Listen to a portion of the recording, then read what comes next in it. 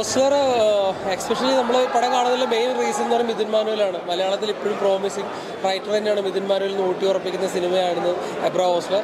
ജയറാമിനെ നമ്മൾ ഇതുവരെ കണ്ടായിരുന്ന totally different making ആണ് ജയറാം ചെയ്തേക്കുന്നത്. അത് ഒരു വെറൈറ്റി ആയിട്ടുണ്ട്. അതുപോലെ തന്നെ നമ്മളെല്ലാവരും കാത്തിരുന്ന മമ്മൂക്ക പടത്തിൻ്റെ ഒരു എൻട്രി സീനുണ്ട്. മമ്മൂക്ക ഒരു ബ്രാൻഡ് തന്നെയാണ്, ഇന്ത്യയിൽ ബ്രാൻഡ് തന്നെയാണ്. അത് ആ സീന് കാണുമ്പോൾ തിയേറ്ററിൽ ഇളകി പറയുന്ന സീനായിരുന്നു. ഒരു വെറൈറ്റി കോൺസെപ്റ്റുകൾ ത്രില്ലർ ഒരു എക്സ്പീരിയൻസ് ആണ് എബ്രാ ഓസ്ലർ, ഡൗട്ടില്ല. അനശ്വര ഇതിലൊരു വെറൈറ്റി ക്യാരക്ടർ ചെയ്തിട്ടുണ്ട്. നേരിന് ശേഷം അനശ്വര ഇനി കയറി ഒരു നായിക എന്നൊരു ഡൗട്ടില്ല. ഫാമിലി ആയിട്ട് വന്ന് എൻജോയ് ചെയ്ത് അല്ലെങ്കിൽ ത്രില്ലർ എക്സ്പീരിയൻസ് ഉള്ളവർക്ക് ഒരു വെറൈറ്റി ഒരു ത്രില്ലർ എക്സ്പീരിയൻസ് ചെയ്യുന്ന പടമാണ് എബ്രാ ഓസ്ലർ, ഡൗട്ടില്ല.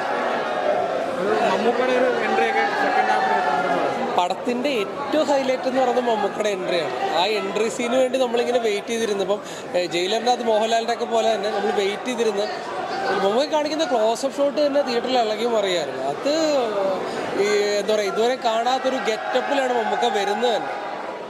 സൂപ്പർ ഓസ്ലർ സിനിമ ജയറാമിന് നല്ലൊരു തിരിച്ചുവരും, അങ്ങനെ വേണം പറയാം. അതായത് പടത്തിൽ ജയറാമിൻ്റെ റോള് നല്ല ഞെരിപ്പടി ചെയ്തിട്ടുണ്ട്. അതേപോലെ തന്നെ എടുത്തു പറയേണ്ട ആളാണ് മമ്മൂക്ക ഈ പടത്തിലുണ്ട്. അതായത് സെക്കൻഡ് ഹാഫ് മൊത്തം കൊണ്ടുവയ്ക്കുന്നത് മമ്മൂക്കയാണ്, അങ്ങനെയാണ് പറയാം. അതായത് മമ്മൂക്കയുടെ ഈ എൻട്രി സീൻ തന്നെ കാണുമ്പോൾ തന്നെ കിട്ടുന്ന രോമാഞ്ചം, അതൊക്കെ തിയേറ്ററിൽ നിന്ന് ആസ്വദിക്കാവുന്ന സംഭവമുണ്ട്.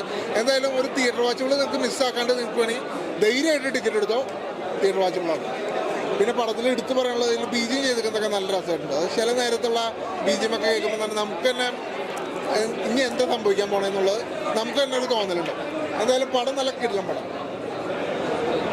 തിയേറ്ററിൽ വന്ന് കാണണം എന്ന് വെച്ചാൽ അടിപൊളി എക്സ്പീരിയൻസ്. ശരിക്കും ജയറാമേട്ടൻ്റെ ഓരോ രംഗം കാണാൻ നമുക്ക് രോമാഞ്ചം വന്നു. അത്രയ്ക്ക് അടിപൊളി പടമാണ്. നമ്മുടെ ജയറാമേട്ടൻ്റെ കുറെ കാലത്തിന് ശേഷം തിരിച്ചുവരവാണ്.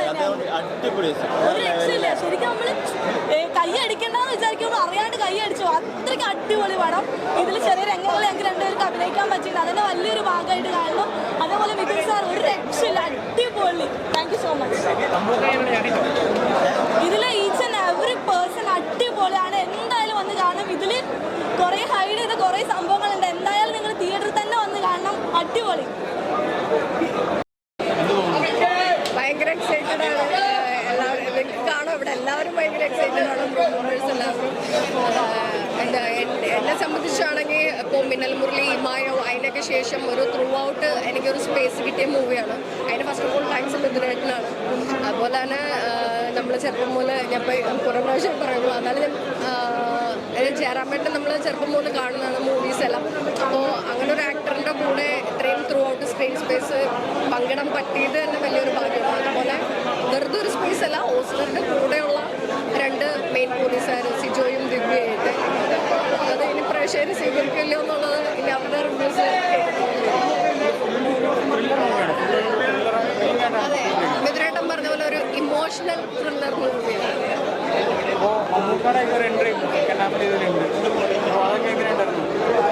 അതിനെപ്പറ്റി ഞാൻ കൂടുതൽ പറഞ്ഞു കഴിഞ്ഞാൽ പ്രേക്ഷകരുടെ രസച്ചരണം കൂടെ പൊട്ടും.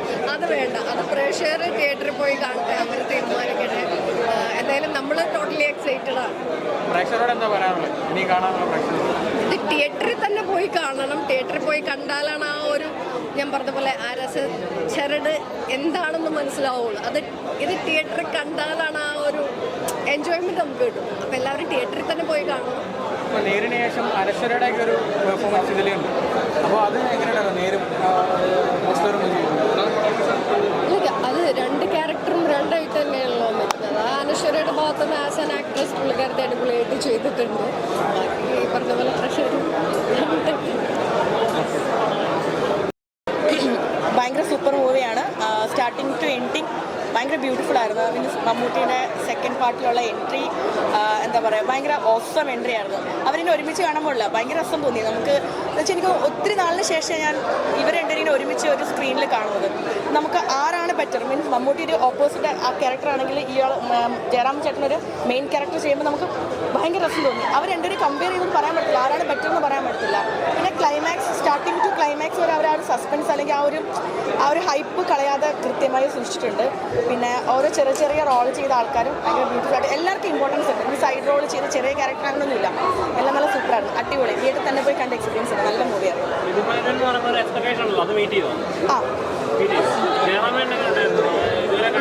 നല്ലൊരു ലുക്ക് അടിപൊളിയായിരുന്നു, സൂപ്പർ ലുക്കായിരുന്നു. മീൻസ് പുള്ളിക്കാരൻ ഒരുപാട് ലുക്കിൽ ഞാൻ കണ്ടിട്ടുണ്ട്.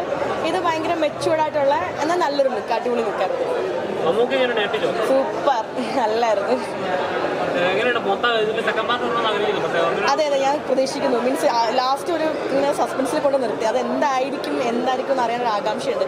ഞാൻ ഓർത്ത് സെക്കൻഡ് പാർട്ടിൻ്റെ എപ്പോഴായിരിക്കും എന്നുള്ളത് ഞാൻ ആലോചിച്ചിട്ടുണ്ട്. ഞാൻ ആകെ രണ്ട് മൂവിയിൽ അങ്ങനെ പ്രതീക്ഷിച്ചിട്ടുള്ളൂ. ഒന്ന് മറ്റേ അവൻ്റെ പേര് മറന്നതല്ലോ, മറ്റേ ഓജോബോൻ്റെ ലാസ്റ്റ് ഇറങ്ങിയ മൂവിയില്ലേ, രോമാഞ്ചം. അതിൻ്റെ ഞാൻ സെക്കൻഡ് പാർട്ട് എന്തായിരിക്കും അത് കഴിഞ്ഞ പിന്നെ ഈ മൂവിയാണ് ഞാൻ സെക്കൻഡ് പാർട്ട് എന്തായിരിക്കും ഒന്ന് വന്നിരുന്നെങ്കിൽ എന്ന് ആഗ്രഹിച്ച രണ്ട് മൂവി, ഇത് രണ്ട് മാത്രമേ ഉള്ളൂ. നല്ലായിരുന്നു. നല്ലൊരു ഇൻവെസ്റ്റിഗേറ്റീവ് ത്രില്ലർ, അതാണ് എബ്രഹാം ഓസ്ലർ. ഒരു ജയറാമേട്ടൻ്റെ ഒരു കംബാക്ക്, ഒരുപാട് ചെയ്തിട്ടുള്ള ശേഷം പുള്ളിക്ക് നല്ലൊരു ക്യാരക്ടർ കിട്ടി. അത് പുള്ളി നന്നായി തന്നെ ചെയ്തിട്ടുണ്ട്, ഷോർട്ടിലായിട്ട് ചെയ്തിട്ടുണ്ട്. പിന്നെ സെക്കൻഡ് ഹാഫിലാണ് നമ്മൾ പ്രതീക്ഷിച്ച ഒരു ക്യാരക്ടർ, പ്രതീക്ഷിച്ച ഒരാൾ വരുന്നത്. ഞാൻ പൊളിക്കുന്നില്ല, തിയേറ്ററിൽ തന്നെ ഒന്ന് കാണാം. അതിന് നല്ലൊരു ഇമ്പാക്റ്റ് ഉണ്ടായിരുന്നു തിയേറ്ററിൽ. ആൻഡ് ബട്ട് ഞാൻ കുറച്ചുകൂടി അതിൽ നിന്ന് എക്സ്പെക്ട് ചെയ്തു. അതുകൊണ്ട് എനിക്കൊരു 100% സാറ്റിസ്ഫാക്ഷൻ കിട്ടിയില്ല. ബട്ട് ഒരു 80% എന്നിലെ പ്രാവശ്യം ഹാപ്പിയാണ്. നല്ലൊരു മൂവിയാണ്, ഇൻവെസ്റ്റിഗേറ്റീവ് ത്രില്ലറാണ്, ഇമോഷണൽ ത്രില്ലറാണ്. പലരും അഞ്ചാമതായിട്ട് കമ്പയർ ചെയ്യുന്നുണ്ട്, ആ ഒരു ലെവൽ പ്രതീക്ഷിക്കരുത്. ബട്ട് ഒരു ഇമോഷണൽ ത്രില്ലറാണ്, നിരാശപ്പെടുത്തില്ല. തിയേറ്ററിൽ തന്നെ ഒന്ന് എൻജോയ് ചെയ്ത് കാണാൻ പറ്റിയ മൂവിയാണ്. ഒരു പൊളിയാണ്. നല്ല പെർഫോമൻസ് തന്നെ. അല്ല, സ്ക്രീൻ സ്പേസ് കമ്പാരിറ്റീവ് കുറവാണ്. ബട്ട് ആ ഒരു കിട്ടിയ ക്യാരക്ടർ പുള്ളിക്കാരായിട്ട് അടിപൊളിയായിട്ട് വരുന്നുണ്ട്. ഞാൻ എല്ലാവരും യങ്ങായിട്ട് അഭിനയിച്ചുള്ള ഒരു രണ്ട് കാലഘട്ടം കാണിക്കുന്നുണ്ട്. അപ്പോൾ പഴയ കാലത്ത് കാണിച്ചിട്ട് യങ്ങായിട്ട് അഭിനയിച്ച എല്ലാവരും അവർ പെർഫോമൻസ് വൈസ് അടിപൊളിയായിട്ട് തന്നെ ചെയ്തിട്ടുണ്ട്. എന്തായാലും നല്ല മൂവിയായിരിക്കും. ഇമോഷണൽ ത്രില്ലറാണ്. ഞാൻ അടുത്ത് പറഞ്ഞ ഇമോഷണൽ ത്രില്ലറാണ്. കാരണം പലരും ആ ഒരു നമ്മുടെ മൈൻഡ് സെറ്റിൽ ഒരു അഞ്ചാം നടന്നിട്ട് പോകുമ്പോൾ ഇമോഷണൽ ത്രില്ലറാണ്, സ്ലോ പേസ്ഡാണ്. പക്ഷേ ഇറ്റ്സ് ഗുഡ്. പിടിച്ചെടുത്തു. അടിപൊളി പടമാണ്. പടങ്ങളൊക്കെ ആക്ച്വലി കണ്ട് എക്സ്പീരിയൻസ് ചെയ്യണം. എനിക്ക് ഇതിൽ ആക്ച്വലി നല്ലൊരു അടിപൊളി പടം, ഒരു അമേസിങ് ക്രൈം ഇമോഷണൽ ത്രില്ലറാണ്, സസ്പെൻസ് ത്രില്ലറാണ്. അത് തുടക്കം മുതൽ അവസാനം വരെ ആ ഒരു സസ്പെൻസ് കോഷ്യന്റ് മെയിൻറ്റെയിൻ ചെയ്തിട്ടുണ്ട്. സോ എല്ലാവരും പോയി അത് എൻട്രി ആയിട്ട് പോണല്ലേ. അയ്യോ, അതൊരു ആളിക്കത്തുന്ന ഒരു ഇൻട്രോ ആണ്. സത്യം പറഞ്ഞാൽ അങ്ങനത്തെ ഒരു ഇൻട്രോ പടത്തിൽ വേറെ ആർക്കും ഇല്ല. അതൊരു തീപ്പൊരി രംഗം തന്നെയാണ്. അത് പോയി എക്സ്പീരിയൻസ് ചെയ്യണം. ആർക്കായാലും ഒന്ന് രോമാഞ്ചം വരും. എനിക്ക് വന്നു, അതുകൊണ്ട് ആർക്കായാലും രോമാഞ്ചം വരും. അതിന് ഫാൻസ് ആവണമെന്നൊന്നുമില്ല. It's done an amazing job.